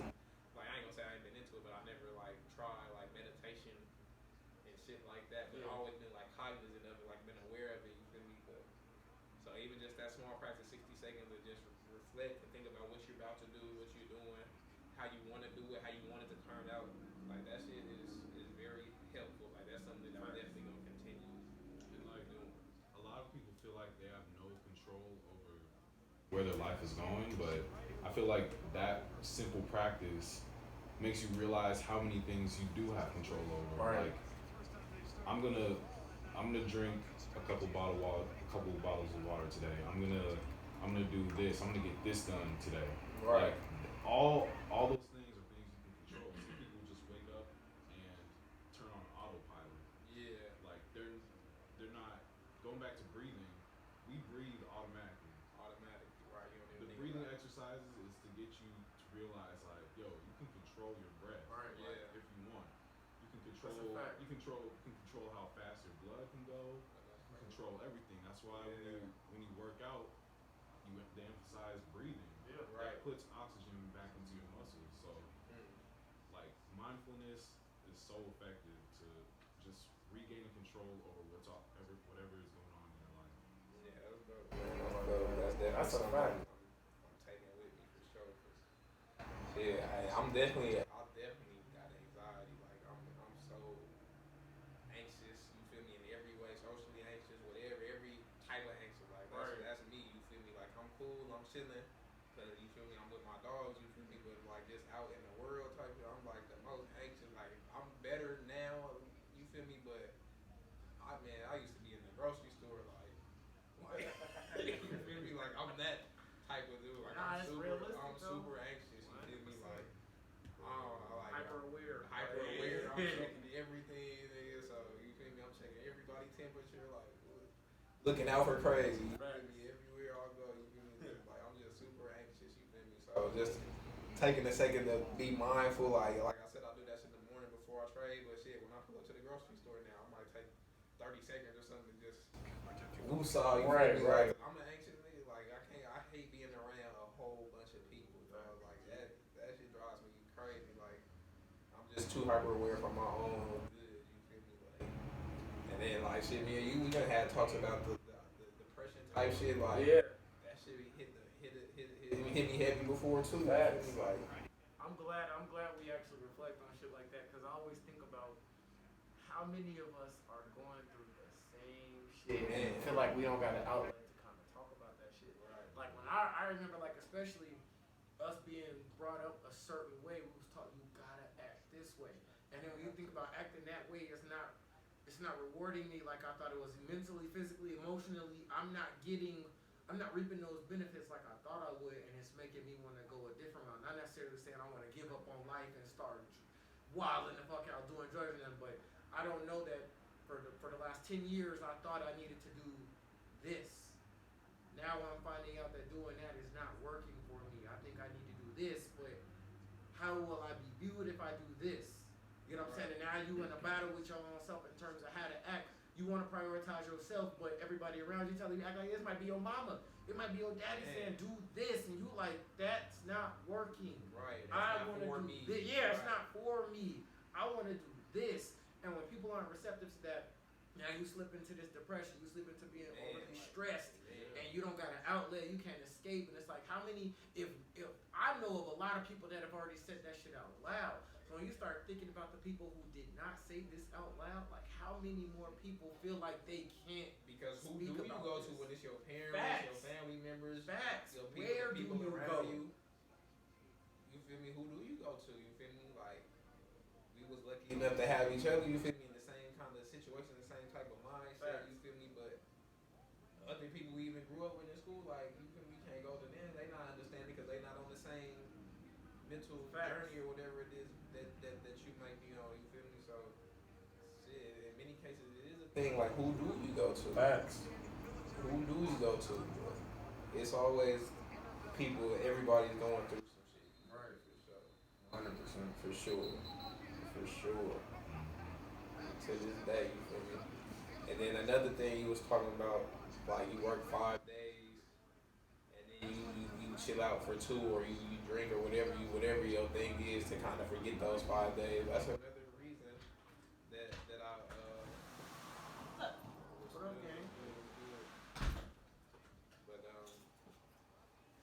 yeah, that's another reason that I left I quit my, you feel me, 9 to 5 job. You feel me? Like that shit wasn't it for me, man. Like going to work every day slaving for somebody else, some shit that I really wasn't excited to go do. Like some shit that was straining physically, mentally, exhausting. You feel me? Exhausting my time. You feel me? Like I went into getting the job with the mindset that I'm gonna do this job for the benefits, paycheck, whatever, and still do my shit on the side. But over time, that shit gets so overwhelming, especially the job that I had. You feel me? It becomes overwhelming. They take everything from you, like everything from you, physically, mentally. You feel me? Literally taking all your time and shit. Like it came to a point where I was like, man, I gotta do what I want to do. If you feel me, that's really what I want to do. Like I'm gonna jump out on the ledge. It's not like I got it all like mapped out. You feel me? But I made like positive financial decisions and shit that put me in a place where I was able to like dive head first into doing what I want to do for the rest of my life. You feel me? Like, but yeah, just that 5 days a week slaving, hating what you doing. Like that's not it. That's not good for your mental health. So if you do got a 9 to 5 type of job, make sure it's something that you like actually care to do or want to do, or an environment that you can be in, can thrive in. Right. Oh yeah, that's what I had to say about that. Yeah. Or something that just comes natural to you and you can do it for an extended amount of time while Right. you figure Without it being out your creative. next step. Yeah, exactly. Yeah, I had that mindset for sure. Like this job is a stepping stool. You feel me? It's not an end all be all. And it was a great job. Like if you like in the job world, you feel me? Like this is the type of job that you want to have. Right. It was high paying, Inspired. 6 figures type of shit. Great benefits. You feel me? Everything that an employee could ask for. You feel me? If that's your mindset, you know. But just the trade off for that was again, you ain't gonna have no time for yourself, Right, no peace of mind. no time to do shit that you like to do, hardly any time to recover because it was a physical ass job. So yeah, man, the trade off, the imbalance kept growing over the time. You feel me? So I made that decision to hit the door, man, and chase my dreams. You feel me? Like I ain't no super rich millionaire type of nothing right now, but you feel me? I'm definitely chasing my dreams for sure. I'm definitely way more happy since I left my job for sure. You feel me? I'm doing shit I love to do, want to do. You feel me? I'm out. I'm going to events and shit. I'm going to basketball games. Fact, yeah, we had all types of everything. shit. You feel me? Like I got time. I'm doing what I want to do. Like I said, I made the right financial choices with my paychecks to be able to be in this situation right now. You feel me? So yeah, man, I definitely can relate to that mindset, man. To that mindset for sure. Yeah, man. That's a good that was a good segment. You feel me? Yeah, Like, yeah, I feel like A wholesome segment. yeah, adulthood, spirituality type of segment, mental focus, Right. all of that type of stuff, man. All of that shit is important, man. That shit's so important, bro. Like, man, like mentally I done been through it. You feel me? Like living in this head is something else at times. You feel me? So that's some shit that I definitely, you feel me, studied over time, like mindfulness type shit and different shit like that. Like I tried other shit, like I said, I never did meditation or even just taking a second to reflect type shit. But I done read all types of books. You feel me? Like trying to be in the moment or whatever. You feel me? Like dealing with anxiety or being just a better version of yourself type shit. So you feel me? I definitely fuck with this mindfulness, spirituality type of shit, man, for sure. That's real shit. I like that. Yes, sir. Just kicking some game. But yeah, so that's pretty much the episode right there. That's pretty much the Yeah. episode. You want to like conclude it, recap or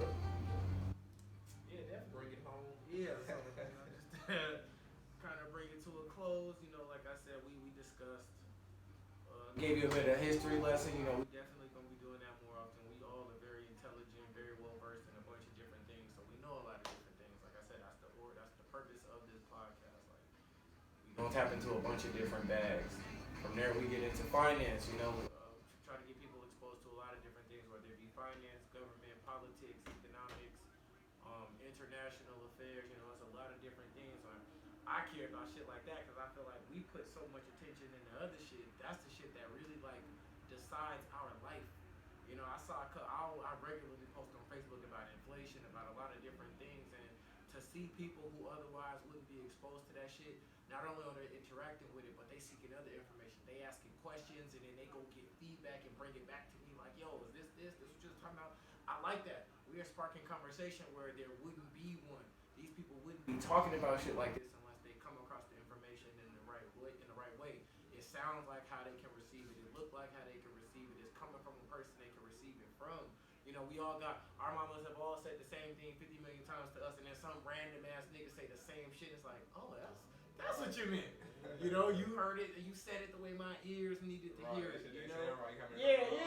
You know, like my mom was probably looking at you like, I've been telling you that for 20, 30, 24 fucking years, and it's like, but I needed that person to say. I needed to see that post. Here, read that book.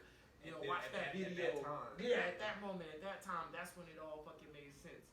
And so, you know, I love being a part of that driving force for a lot of different people, and that's kind of like what this shit is about. Like, we could really tap into a bunch of different people and really get them exposed to a lot of shit. We just talked about some real serious shit that people don't feel like they either don't have an outlet to talk about, they don't know how to talk about it, or they don't know. They don't know, period. You know, like, just don't know. Yeah, you can't blame them for not knowing, you know, like, you just don't know.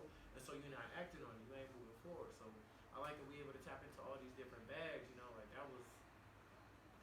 that's what this is about. You know, it's not necessarily about no finance, no fun facts. It's about building conversation where there wouldn't be one.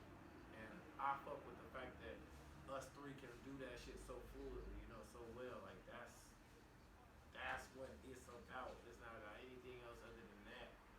So, you know, definitely be tuning in for part 3. I mean, we had a lot of critiques to make. We are getting better and better at this.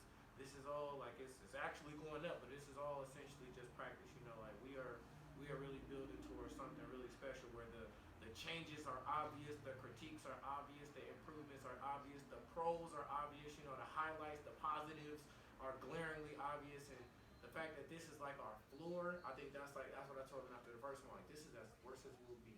Yeah. We gonna build from here, and I already showed you like the feedback that we got from the first one. Like, that was crazy. You know, we got a lot of. I mean, for what that's worth, we don't need 100,000 views to be appreciative of getting a lot of attention. Right? It's subjective. Randomly upload a video that's not the best, don't look the best, don't sound the best, but the content is actually very good. You get 10 people to watch, you get 20 people to watch, you get down to 5 people to subscribe. That's crazy. It's like shit. For a very start, day 1, first strike, that's what we got. That's our floor. That's a damn good floor because, like I said, the improvements are obvious. We know what we need to change. We know we need to get more cohesive with. That just comes with practicing though.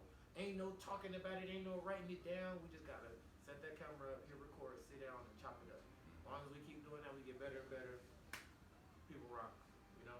So it stops there, man. If anybody else got anything else to say. You know, like you said, we just trying something new, you feel me? Like, ain't none of us no super media personality or nothing. Like, we just chilling and just you know, just talking, you know, we just doing us, you know? So, like you said, we gonna keep getting better, or whatever the case may be.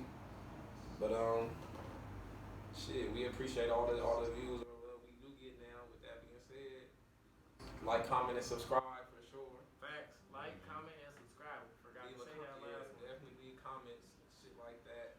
Hit that like button, subscribe for more, of course. Definitely comment the topics that you wish we talked about. Comment your perspective and opinions on topics that we did talk about. This is for y'all. So you give us information that you, or topics that you wish we discussed, we produce. So simple as that. That being said, you know who I bees? Big Weez.